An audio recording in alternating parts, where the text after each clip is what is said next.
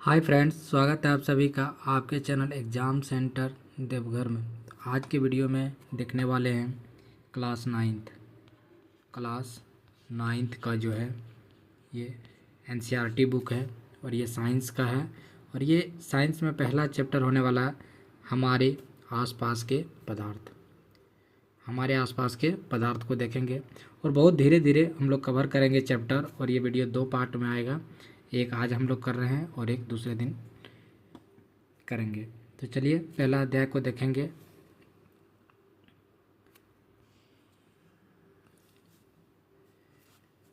कहता आपने चारों ओर नज़र दौड़ाने पर हमें विभिन्न प्रकार की वस्तुएं नज़र आती है जिनका आकार, आकृति, बनावट अलग अलग होता है।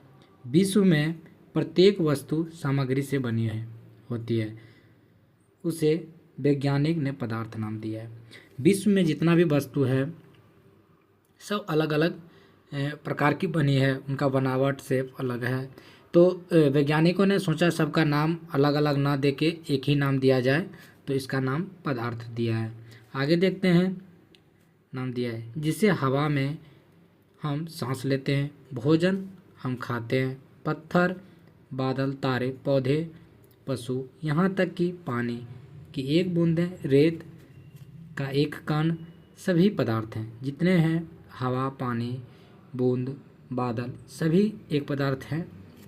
ध्यान देने योग्य बात है यह भी है कि ऊपर लिखी सभी वस्तुएं द्रव्यमान होता है।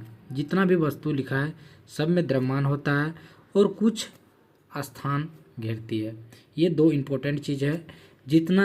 जितना पदार्थ जिसमें जो पदार्थ होने का गुण है उसमें द्रव्यमान हो और वो स्थान घेरता हो। अगर द्रव्यमान और स्थान नहीं घेरता है तो वो पदार्थ नहीं है।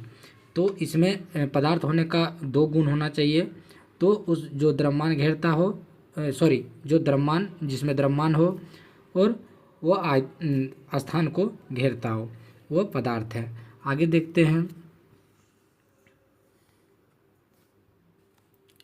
प्राचीन काल में मनुष्य अपने आसपास को समझने का प्रयास करता है।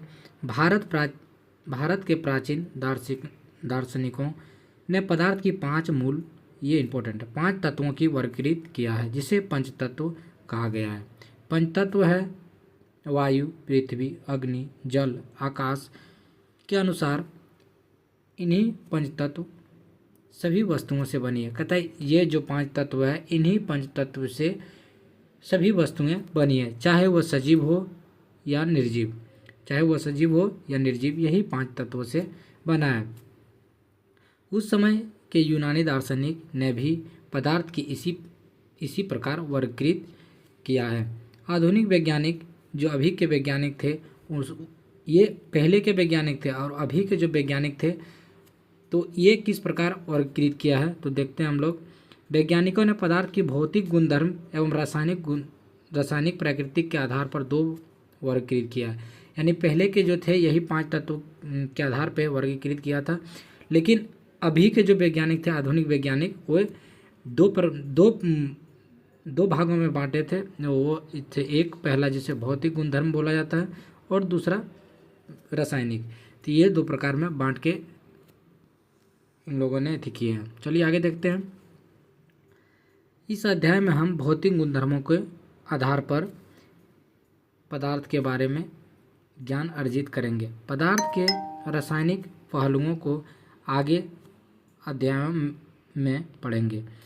यानी रासायनिक वाला जो है आगे के अध्याय में दिया है, अभी जो पढ़ना है हम लोग को भौतिक गुणधर्मों को पढ़ना है। आगे देखते हैं।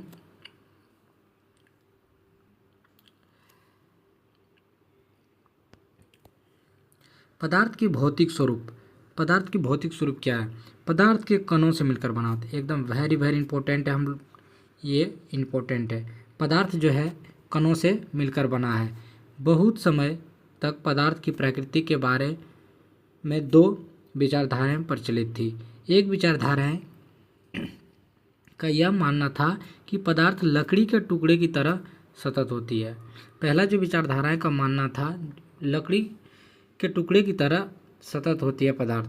दूसरा जो था, परंतु अन्य विचारधाराओं के जो था मानना था कि पदार्थ रेत की तरह कणों से मिलकर बने होते हैं। दूसरा विचारधारा के जो आदमी थे उनका मानना था कि रेत की जो होता है बालू उनके कणों की तरह कणों से मिलकर बने होते हैं।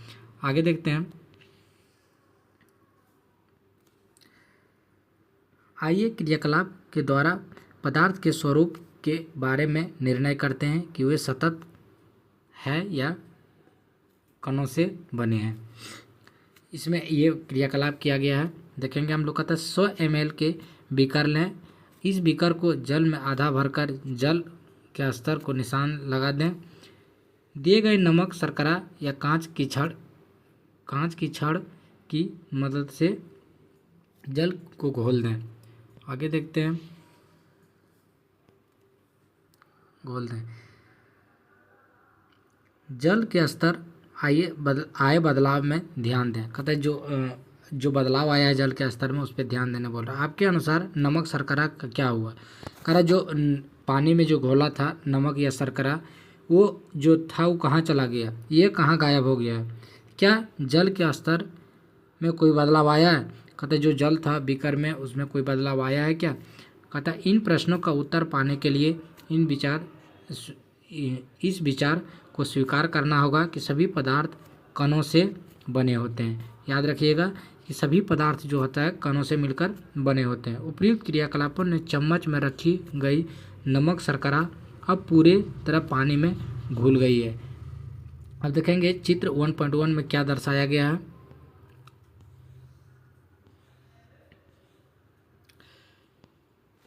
यहाँ पे दिया हुआ है, ये आपका प्रयोग किया हुआ था जो कि यहाँ पे नमक या शर्करा इसमें डाला गया तो ये पूरी तरह से घुल गया है पानी में।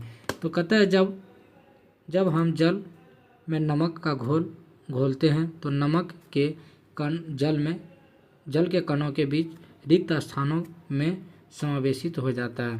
पदार्थ के कण कितने छोटे होते हैं? ये कह रहा है अगर हम नमक या चीनी को अगर पानी में देते हैं तो वो अपने आप घुल जाता है।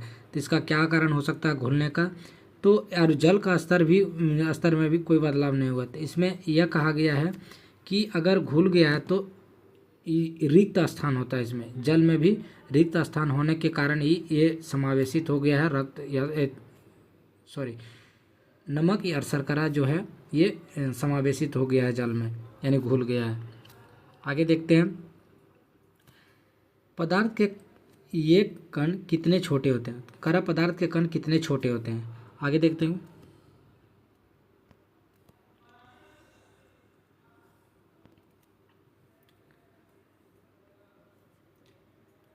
पोटेशियम परमैंगनेट की 2-3 क्रिस्टल को 100 ml पानी में घोल लें।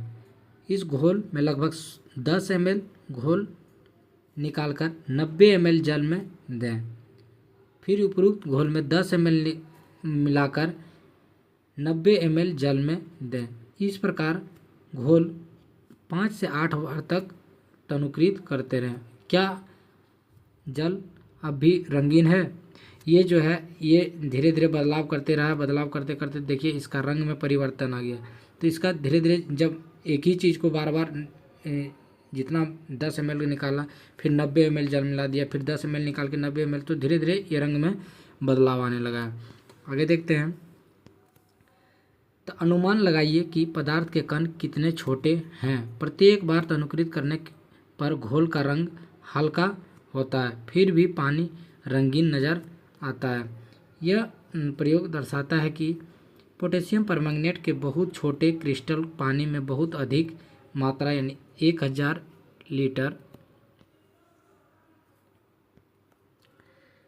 लीटर भी रंगीन हो जाते। इसे हम यह निष्कर्ष निकाल सकते हैं कि पोटेशियम परमैंगनेट के केवल क्रिस्टल में भी कुछ सूक्ष्म कण होते हैं। यह छोटे छोटे कणों से विभाजित होते हैं। अंततः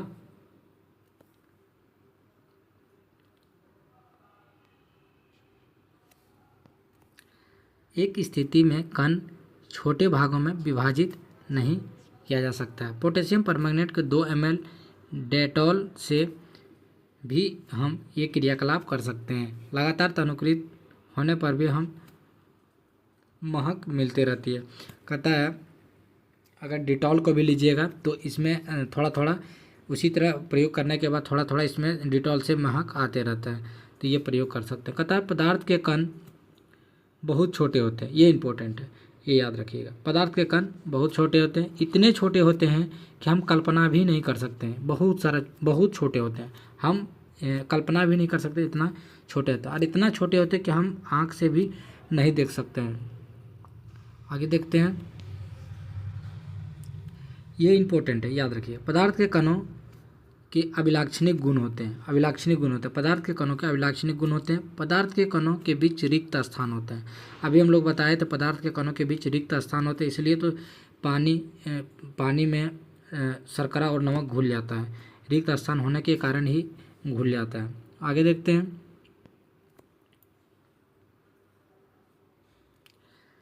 1.1 और 1.2 में नमक, शर्करा, डेटॉल, पोटेशियम परमैंगनेट कण समान रूप से पानी में वितरित हो गए हैं। इसी प्रकार जब हम चाय, कॉफ़ी, नींबू पानी बनाते हैं तो एक पदार्थ के कण दूसरे पदार्थ के कण में रिक्त स्थानों को समावेशित हो जाते हैं। दर्शाता है कि पदार्थ के कणों के बीच रिक्त स्थान होता है। ये दर्शाता है, अगर घुल जा रहा है तो ये दर्शाता है कि पदार्थ के कणों के बीच रिक्त स्थान होता है। आगे देखेंगे, ये इम्पोर्टेंट है, ये याद रखिएगा। पदार्थ के कण निरंतर गतिशील होते हैं, वो रेस्ट में नहीं रहता है। पदार्थ के कण हमेशा गति अवस्था में रहता है और वो एक जगह से दूसरी जगह चलते रहते हैं, ये एक जगह स्थिर नहीं रहते हैं। ये वेरी वेरी इंपॉर्टेंट है, ये याद रखिएगा, एग्जाम में आ सकता है। अपनी कक्षा के किसी कोने में एक बुझी हुई अगरबत्ती रख दें। इसका सुगंध लेने के लिए आपके इसके कितने समीप जाना पड़ता है।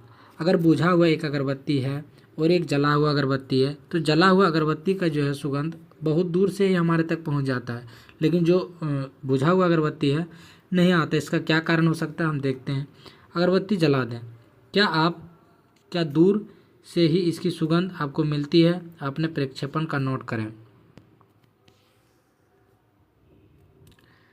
जल से भरे 2 गिलास में 2 बीकर लें।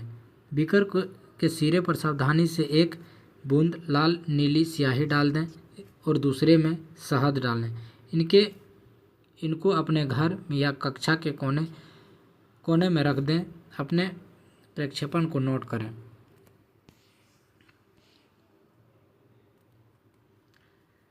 स्याही की बूंद डालने के तुरंत बाद आपने क्या देखा? फिर शहद की बूंदें डालने के तुरंत बाद क्या देखा?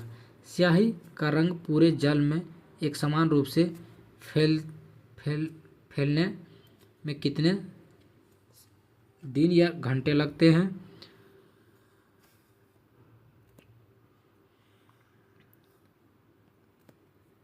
एक गिलास को गर्म और दूसरा ठंडा से भरें। Copper sulphate, potassium permanganate crystal डालें और एक रख दें और हिलाएं नहीं। क्रिस्टल को सतह पर बैठने दें। ग्लास में ठोस क्रिस्टल ठीक ऊपर क्या दिखाई देता है? समय बीतने पर क्या होता है?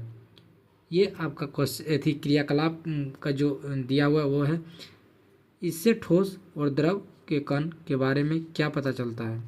अब इसके बारे में पढ़ना हम लोग को, ये दिया हुआ है, पॉइंट दिया हुआ है। ये एक तरह से क्वेश्चन कर रहा है कि इससे क्या क्या होता है, तो हम लोग को आगे देखेंगे क्या होता है। क्या तापमान या मिश्रित होने की दर बदलती है? क्या और कैसे? आगे देखते हैं। उपयुक्त तीनों क्रियाकलाप 1.3, 1.4, 1.5 से हम निम्नलिखित निष्कर्ष निकाल सकते हैं। पदार्थ के कण निरंतर गतिशील होते हैं। अभी बताए थे पदार्थ के कण निरंतर गतिशील, अर्थात इसमें गतिज ऊर्जा भी होती है। ये याद रखिएगा, एकदम इम्पोर्टेंट क्वेश्चन है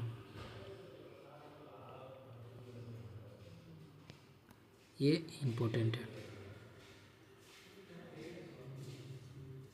ये एक इम्पोर्टेंट है और ये एक इम्पोर्टेंट है। इसमें गतिज ऊर्जा होती है। इसमें जो है इसमें गतिज ऊर्जा होती है, ये इम्पोर्टेंट। फिर कहता है इसमें तापमान बढ़ने से कणों की गतिज ऊर्जा बढ़ जाती है, ये इम्पोर्टेंट है। ये लाइन जो जो हाईलाइट कर रहे हैं ये आप लोग ध्यान से रखिएगा, ये इम्पोर्टेंट है। तापमान बढ़ने से कणों की गतिज ऊर्जा बढ़ जाती है, इसलिए हम कह सकते हैं कि तापमान बढ़ने से कणों की गतिज ऊर्जा बढ़ जाती है। यानी तापमान बढ़ेगा, तापमान अगर बढ़ेगा तो कणों की गतिज ऊर्जा भी बढ़ेगा, तापमान घटेगा तो कणों की गतिज ऊर्जा भी घटेगा, याद रखिएगा। आगे देखते हैं। उपयुक्त तीनों क्रियाकलापों में हमें देखा कि पदार्थ के कण अपने आप एक दूसरे के साथ अंतः मिश्रित हो जाते हैं। ऐसा कण रिक्त स्थानों में समावेशन के कारण होता है। दो विभिन्न पदार्थ के कणों स्वतः मिलना विसरण कहलाता है, ये इम्पोर्टेंट है, यहाँ आप लोग याद रखिएगा।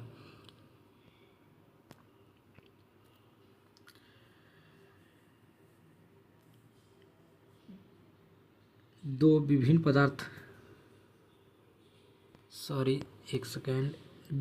पदार्थ के कणों को स्वतः मिलना विसरण कहलाता है, यहाँ तक इम्पोर्टेंट है। ये दो विभिन्न पदार्थ को स्वतः मिलना विसरण कहलाता है, ये इम्पोर्टेंट है। दो पदार्थ अगर मिलेगा तो विसरण कहलाता है। यह हम पता चलता है कि गर्म करने पर विसरण तेज हो जाती है। ऐसे क्या, अगर कोई भी पदार्थ को गर्म करेंगे तो उसका विसरण जो होता है तेज हो जाता है। जैसे पानी को उबालते हैं तो जितना पानी में हम देंगे, ये मान ले कढ़ाई है, इसमें पानी रखा हुआ है, और जितना नीचे से हम टेम्परेचर देंगे उतना इसका जो है भाप बन के उड़ता रहेगा, तो याद रखिएगा। आगे देखते हैं। तो गर्म करने पे विसरण क्या हो जाता है, तेज हो जाता है, क्योंकि कणों की जो गतिज ऊर्जा हो जाता है तेज होने के कारण ये विसरण तेज होने लगता है। आगे देखते हैं।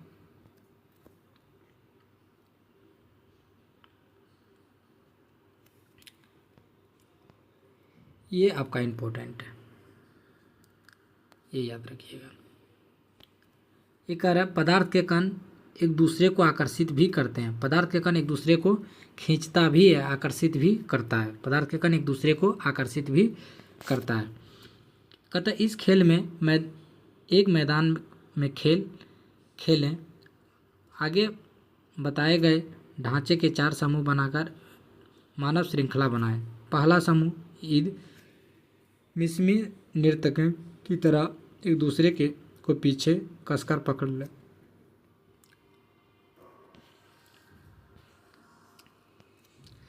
दूसरे समूह एक दूसरे को हाथ पकड़कर मानव श्रृंखला बना लें। तीसरा में कह रहा है तीसरा समूह केवल उंगली के सिरे से छूकर एक श्रृंखला बनाए। चौथा समूह वर्णित तीनों मानव श्रृंखलाओं को तोड़कर छोटे समूहों में बांटने का प्रयास करें। किसी समूह को तोड़ना आसान था और क्यों? ये यदि आप प्रत्येक विद्यार्थी की को पदार्थ का एक कण माने तो किसी समूह में कणों ने एक दूसरे को अधिक बल से पकड़ रखा था। कह रहा अगर जो 3-4 जो वहाँ पे दिया हुआ था ये, तो ये इसमें तोड़ना या धकलना मुश्किल होता है, लेकिन अगर कोई एक व्यक्ति रहेगा तो उसको आसानी से तोड़ा जा सकता है या धकेला जा सकता है। ये 4 का जो ग्रुप है ये तोड़ना मुश्किल हो जाता है, ये बता रहा था। आगे देखते हैं। एक लोहे में कील, चौक टुकड़ा और एक रबड़ बैंड लें। इन हथौड़ों पर मारकर या काटकर खींचकर उसे भांगुर करने का प्रयास करें। इन तीनों में से किसके कण अधिक बल से एक दूसरे से जुड़े हैं? तो ये देखिए, आगे देखते हैं। क्रियाकलाप कहता है एक थैली में जल लेकर अंगुली से काटने का प्रयास करें। क्या जल की सतह कटती है? जल सतह ना कटने का क्या कारण है? ये उपयुक्त तीनों क्रियाकलापों को सुझाते हैं कि पदार्थ के कणों के बीच एक बल कार्य करता है। यह बल कणों को एक साथ रखता है, इसे आकर्षण बल कहा जाता है। कहता है पदार्थ के कणों के बीच आकर्षण बल कार्य करता है। जो पदार्थ को एक साथ बनाए रखता है या बांध के रखता है। इसे आकर्षण बल कहा जाता है। कहता आकर्षण बल सामर्थ्य प्रत्येक पदार्थ पे अलग होता है, यानी हर एक पदार्थ पे जो होता है आकर्षण बल अलग अलग होता है। आगे देखते हैं। ये आपका प्रश्न है, ये आपका प्रश्न दिया हुआ निम्नलिखित में से कौन से पदार्थ हैं? कुर्सी, वायु, स्नेह, घृणा, बादाम, विचार, शांति, नींबू, पानी, इत्र, सुगंध। ये कौन कौन सा पदार्थ है आप लोगों को छांटना है इसमें से। अभी बता चुके हैं, जो हम लोग आंखों से देख पा रहे हैं, जो स्थान घेरता है जिसमें द्रव्यमान हो वो पदार्थ है। तो स्थान कौन कौन घेर रहा है? तो कुर्सी स्थान घेर रहा है, तो कुर्सी एक पदार्थ है। वायु भी स्थान घेरती है, ये भी पदार्थ है। स्नेह, मोह, माया ये सब पदार्थ नहीं है, तो स्नेह एक पदार्थ नहीं है। गंध ये भी पदार्थ नहीं है। घृणा ये भी एक पदार्थ नहीं है। बादाम एक पदार्थ है। विचार भी पदार्थ नहीं है। शीत एक प्रकार का पदार्थ है। नींबू पदार्थ है। पानी पदार्थ है। इत्र पदार्थ है। ये याद रखिएगा आप लोग। आगे देखते हैं। निम्नलिखित प्रेक्षण के कारण बताएं। गर्मी गर्म खाने की गंध कई मीटर दूर से ही आपके पास पहुंच जाती है, लेकिन ठंडे खाने की महक लेने के लिए आपको उसके पास जाना पड़ता है। इसका क्या कारण है? तो हम लोग देखते हैं कि अभी पढ़ाए थे, जो कि जो अगर कोई भी पदार्थ को हम गर्म करते हैं तो उसकी कण गति में आ जाता है। जैसे गति में आया तो गति के कारण गतिज ऊर्जा तेज हो जाता है। जितना तेज होगा वो अधिक दूरी से तक जाता है, और ठंडा तो एक ही जगह रहता है, इसीलिए वो ज़्यादा दूरी तक जा नहीं पाता है। आगे देखते हैं। स्विमिंग पूल में गोताखोर पानी काट पाता है।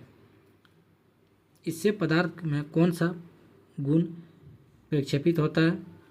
और चौथा है, पदार्थ के कणों की क्या विशेषताएं हैं? ये क्वेश्चन है। अगर आप लोगों को ज़रूरत होगा तो ये क्वेश्चन हम करा देंगे, आप लोग कमेंट कीजिएगा। पदार्थ की अवस्थाएं। पदार्थ आसपास के पदार्थ के ध्यान से देखें, ये कितने प्रकार के हैं। हम पाते हैं कि पदार्थ अपने 3 रूप देखे होंगे। ठोस, द्रव और गैस। ये पदार्थ के 3 रूप है, ठोस, द्रव और गैस। पदार्थ की ये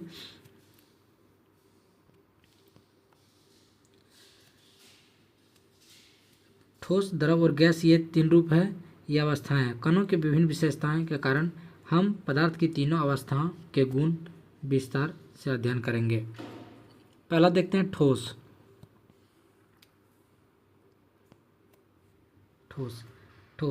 इन वस्तुओं में एकत्रित पेन, किताब, सुई, लकड़ी, ये सब जो है ठोस है। ठोस का उदाहरण अभी बताएंगे और बड़ा अच्छा से पढ़ाएंगे। देखिए क्या दिया हुआ ठोस के बारे में।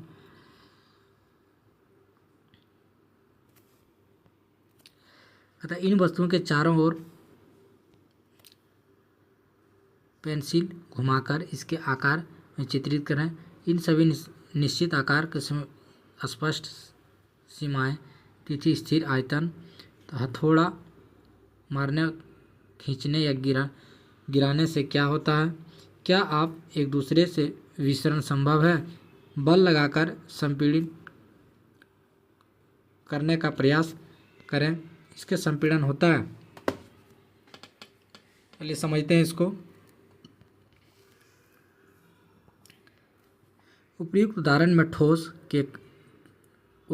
ठोस के हैं। हम देख सकते हैं कि सभी एक निश्चित आकार, स्पष्ट सीमाएं तथा स्थिर आयतन यानी नगण्य संपीड़न। ठोस में जो होता है आयतन और आकार और आयतन, ये दोनों क्या होता है? निश्चित होता है। दोनों में फिक्स होता है आकार और आयतन। और इसमें नगण्य संपीड़न यानी इसको संपीड़ित नहीं किया जा सकता, यानी इसको दबा के उसका आकार एवं आयतन में परिवर्तन नहीं किया जा सकता है। आगे देखते हैं।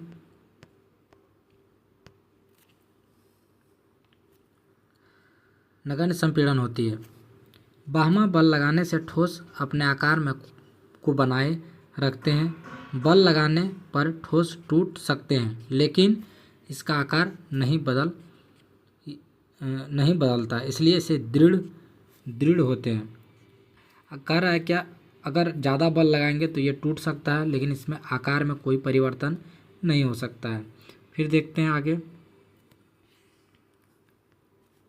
कहता रबड़ बैंड को क्या माना जाता है? क्या खींचकर इसका आकार बदला जा सकता है? क्या ये ठोस है? ये पहला प्रश्न था। दूसरा, विभिन्न आकार के बर्तन में रखने पर चीनी, नमक इन्हें बर्तन के आकार ले लेते हैं। क्या ये ठोस है? दूसरा प्रश्न। तीसरा, स्पंज क्या है? यह ठोस है, लेकिन फिर भी यह संपीड़न संभव है। ये तीनों जो है ठोस का ही उदाहरण है। रबड़ बैंड, इसमें आकार में परिवर्तन, और ये एक अपवाद लगता है ये स्पंज, क्योंकि ये भी ठोस है, लेकिन थोड़ा सा अपवाद लगता नहीं होगा, लेकिन ये ठोस ही है स्पंज। याद रखिए, स्पंज एक ठोस है। इसका संपीड़न संभव हो जाता है, लेकिन ये एक ठोस का उदाहरण है। ये सभी ठोस क्यों है? बाह्य बल लगाए जाने पर रबड़ बैंड का आकार बदलता है। बल हटा लेने पर यह पुनः अपनी मूल आकार में आ जाता है। यानी अगर बल लगाएंगे तो रबड़ दूसरी एक अवस्था से दूसरी अवस्था में, और बल जैसे हटाएंगे वह पुनः अपना मूल अवस्था में आ जाता है, पहले जैसा हो जाता है। अत्यधिक बल लगाने पर यह टूट जाता है। ज़्यादा अगर बल लगाइएगा तो ये टूट जाएगा। आगे देखते हैं। चाहे शर्करा, नमक अपने हाथों में लें, किसी प्लेट या जार में रखें, क्रिस्टल के आकार नहीं बदलते हैं। जो क्रिस्टल का आकार है, चाहे हाथ में रखिए या किसी बर्तन में रख दीजिए, इसका आकार में कोई परिवर्तन नहीं होता। स्पंज बहुत छोटे छिद्र होते हैं जिनमें वायु का समावेश होता है। स्पंज जो होता है बहुत छोटा छोटा छिद्र होता है स्पंज में, जिसमें वायु क्या हो जाता है, प्रवेश करता है। जब हम इसे दबाते हैं तो वे वायु बाहर निकलती है, जिससे संपीड़न संभव हो जाता है। जो दबाते हैं उसमें जो वायु अंदर गया था वो बाहर निकल जाती है, जिससे संपीड़न संभव हो पाता है। आगे देखते हैं द्रव। ठोस कंप्लीट हो चुका है। ठोस याद रखिएगा, पदार्थ की तीन अवस्थाएं, ठोस, द्रव और गैस। ये तीन अवस्था है पदार्थ की, तीन अवस्था याद रखिएगा, ठोस, द्रव और गैस। हम लोग ठोस को कंप्लीट कर चुके हैं। अब देखने वाले हैं द्रव के बारे में। द्रव अवस्था कहता है निम्नलिखित वस्तुओं पर एकत्रित करें। जल, खाना पकाने के लिए तेल, दूध, जूस, शीतल पेय। विभिन्न प्रकार के बर्तन प्रयोगशाला के एक मापन सिलेंडर की सहायता से इन बर्तनों में 50 ml निशान लगा लें।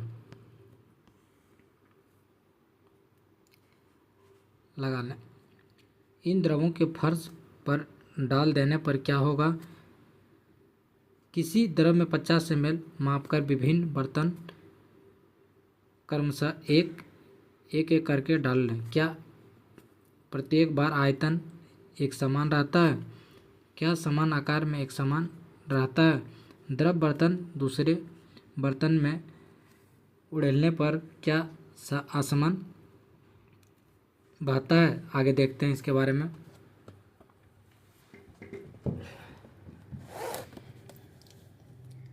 प्रक्षेपण से हम पाते हैं कि द्रव का आकार नहीं, लेकिन आयतन निश्चित होता है।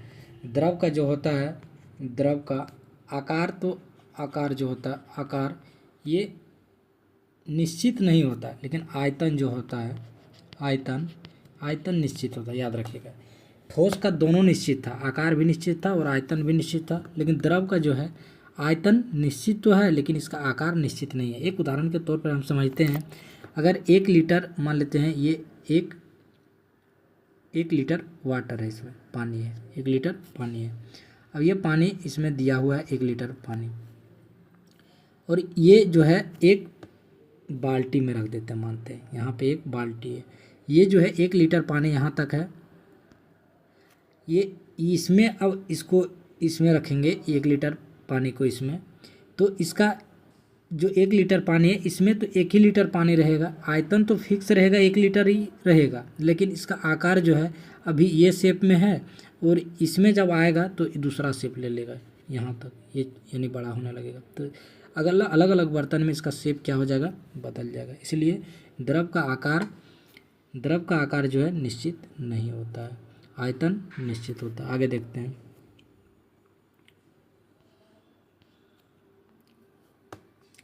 प्रक्षेपण से हम पाते हैं कि द्रव का आकार नहीं लेकिन आयतन निश्चित होता है, याद रखेंगे।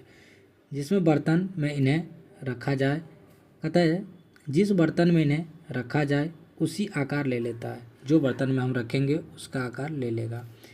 द्रवों में बहाव होता है, इसका आकार बदलता है, इसलिए इसे दृढ़ नहीं लेकिन तरल है।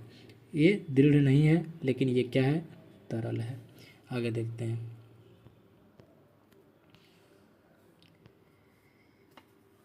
क्रियाकलाप 1.4 1.5 के संदर्भ में हमने देखा कि ठोस द्रव विसरण द्रवों में संभव है।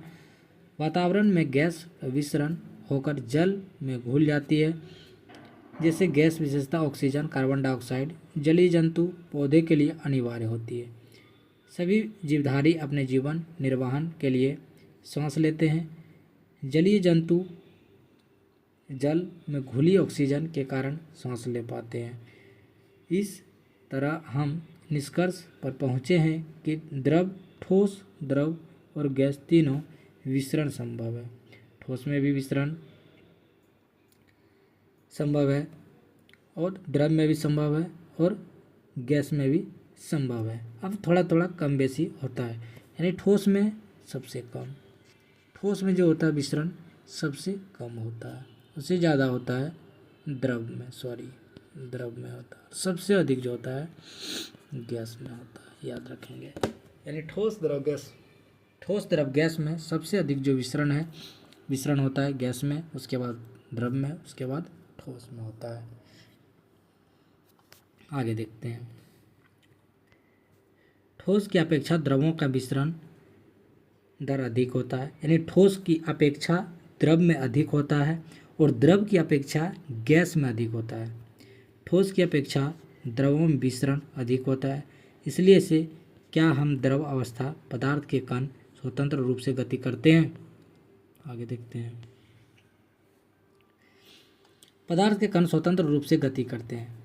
पदार्थ के कण स्वतंत्र रूप से गति करते हैं, याद रखें, पदार्थ के कण स्वतंत्र रूप से गति करते हैं। ठोस की अपेक्षा द्रव के कणों में रिक्त स्थान भी अधिकांश होता है। ठोस का जो होता है, ये मान ले ठोस है, ये ठोस है, ये मान लेते हैं ठोस है। इसमें जो होता है ये द्रव है, ये एक तरह से मानते हैं द्रव है, और ये गैस है। तो ठोस का जो होता है रिक्त स्थान बहुत कम होता है, इसलिए ये दृढ़ होता है, कठोर होता है, इसको आसानी से तोड़ा नहीं जा सकता है।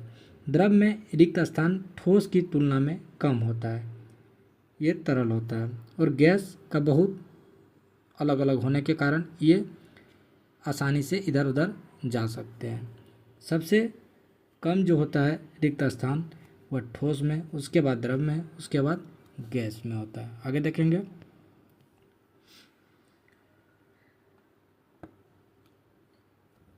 गैसीय अवस्था को देखेंगे हम लोग।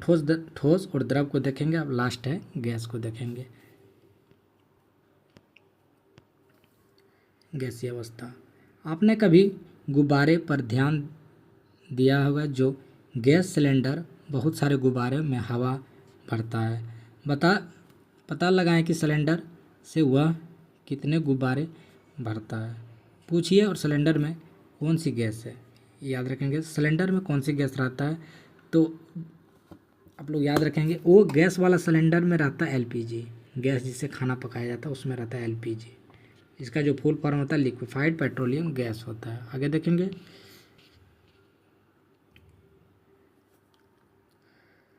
ये फिर क्रियाकलाप दिया है, ये आप लोग का बुक, आपके पास बुक होगा तो आप लोग देख लीजिएगा ये पढ़ के, उसके बाद हम क्वेश्चन करा रहे हैं। यहाँ से हमने देखा कि ठोस एवं द्रव की तुलना में गैस का संपीड़न काफ़ी अधिक होता है। संपीड़न यानी गैस में अधिक होता है। सबसे कम संपीड़न यानी ठोस है। फिर से एक बार बता रहे हैं, ये मानते हैं ठोस है, ये है ठोस, और ये द्रव है, और ये मानते हैं गैस है। इसका संपीड़न सबसे अधिक है, सबसे कम ये है ठोस। संपीड़न सबसे अधिक गैस में है, और सबसे कम ठोस में। इसको आसानी से संपीड़ित नहीं किया जा सकता, इसको आसानी से संपीड़ित किया जा सकता है। आगे देखिए, विसरण भी इसमें गैस में सबसे अधिक होगा और ठोस में विसरण सबसे कम होगा।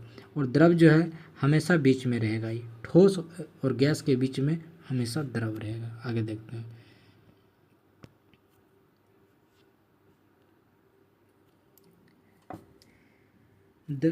वाली द्रवीकृत पेट्रोलियम गैस एलपीजी, यह अस्पतालों में दिए जाने वाले ऑक्सीजन सिलेंडर में संपीड़ित गैस होती है। आजकल वाहनों ईंधनों के में संपीड़ित गैस सीएनजी का कंप्रेस्ड नेचुरल गैस होता है। एलपीजी का लिक्विफाइड पेट्रोलियम गैस होता है का प्रयोग होता है। संपीड़ित काफ़ी अधिक होता है। गैस में जो होता है इसका संपीड़न काफ़ी अधिक होने के कारण गैस में अत्यधिक आयतन को एक कम आयतन वाले सिलेंडर में संपीड़ित किया जा सकता है। मानते जो अगर मान लेते हैं ये इतना बड़ा सिलेंडर है और इसमें 5 केजी का गैस है और ये एक छोटा, तो इसको संपीड़ित करके ये छोटा में कंप्रेस करके इसमें कर सकता है। आगे देखेंगे, आसानी से एक से दूसरे में भेजा जा सकता है। हमारी नाक तक पहुंचने वाली गंध बिना रसोई में प्रवेश किए जान सकते हैं क्या पकाया है जा रहा है। गंध हम तक कैसे पहुंच जाती है। खाने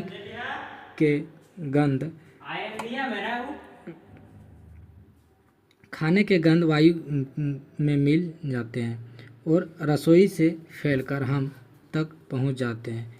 यह गंध के कारण और दूर भी जा सकते हैं। पके हुए गर्म खाने की महक हमारे आसपास के कुछ क्षणों पहुंच जाती है। इसकी तुलना ठोस द्रव गैस विसरण के कारण होता है। ये जो है गर्म खाने का जो गंध है हमारे तक पहुंचने का मुख्य जो कारण है विसरण है। विसरण के कारण ही हमारे तक गर्म खाना का जो सुगंध होता है हमारे तक पहुंच पाते हैं। कणों की तेजी, गतिज ऊर्जा अत्यधिक रिक्त स्थान के कारण गैस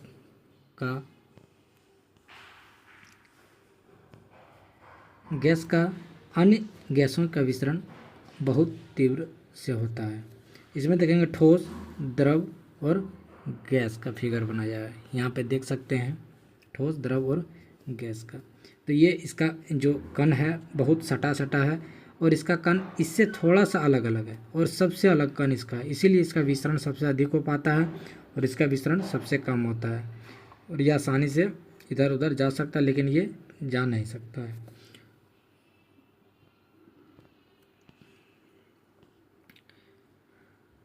यहाँ पे फिर प्रश्न दिया हुआ है आप लोग, गैस अवस्था में कणों की गति अनियमित होता है, यानी गैस का अवस्था जो होता है उसका कण जो होता है ये गैस मानते हैं तो ये किधर भी ट्रेवल कर सकता है, किधर भी जा सकता है। इसका कोई निश्चित फिक्स दिशा नहीं होता किधर जाना है, ये किधर भी कोई भी दिशा में जा सकता है। अनियमित और अत्यधिक तीव्र होती है। अनियमित गति के कण आपस में बर्तन दीवार से टकरा कर बर्तन की दीवार गैस कणों के प्रति क्षेत्रफल पर लगने वाले बल के कारण गैस पर दबाव पड़ता है, ये याद रखेंगे। यहाँ पे फिर प्रश्न दिया हुआ है आपका, ये फॉर्मूला है, ये फॉर्मूला को याद रखेंगे आप लोग। घनत्व बराबर होता है द्रव्यमान बटा आयतन, घनत्व बराबर द्रव्यमान बटा आयतन, याद रखेंगे। फिर ये प्रश्न यहाँ पे है, पदार्थ विभिन्न अवस्थाएं को गुण में होने वाले अंतर का सारणीबद्ध कीजिए। अभी बता दिए हैं क्या क्या करना है ठोस द्रव गैस के बारे में। बी नंबर में दिया था आपका, निम्नलिखित टिप्पणी कीजिए। दृढ़ संपीड़न, तरलता, बर्तन, गैस का भरना, आकार, गतिज ऊर्जा, घनत्व। ये क्वेश्चन है, ये नहीं बताएं, थोड़ा बहुत बताएं लेकिन देखेंगे, अगर को कमेंट कीजिएगा तो हम करवा देंगे क्वेश्चन। चलिए, गैस पूरी तरह उस बर्तन को भर दें जिसमें इसे रखते हैं। गैस बर्तन की दीवारों पर दबाव डालती है।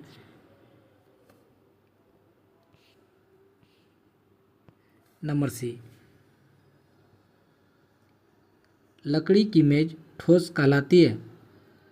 नंबर डी, हवा में आसानी से अपना हाथ चला सकते हैं। हवा में आसानी से अपना हाथ चला सकते हैं क्या? लेकिन एक ठोस लकड़ी के टुकड़े में हाथ लगाने के लिए हमें कराटे में दक्ष होना पड़ेगा। सामान्यतः ठोस पदार्थ की अपेक्षा द्रव का घनत्व कम होता है।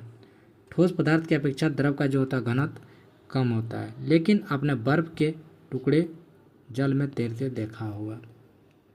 पता लगाइए ऐसा क्यों है, क्या होता है। आगे देखेंगे। ये सब क्वेश्चन था, प्रश्न था, आप लोग कीजिएगा। क्या पदार्थ अपनी अवस्था को बदल सकता है? तो अब हम लोगों ने ये अगले वीडियो में देखेंगे। हम लोगों ने आज पढ़े थे ठोस द्रव गैस के बारे में और पदार्थ के कणों के बारे में पढ़े। और अगर वीडियो आप लोगों को अच्छा लगेगा तो लाइक कीजिएगा, शेयर कीजिएगा और बच्चों को बोलिएगा सब्सक्राइब करने के लिए। Thank you. फिर मिलता है अगले वीडियो में।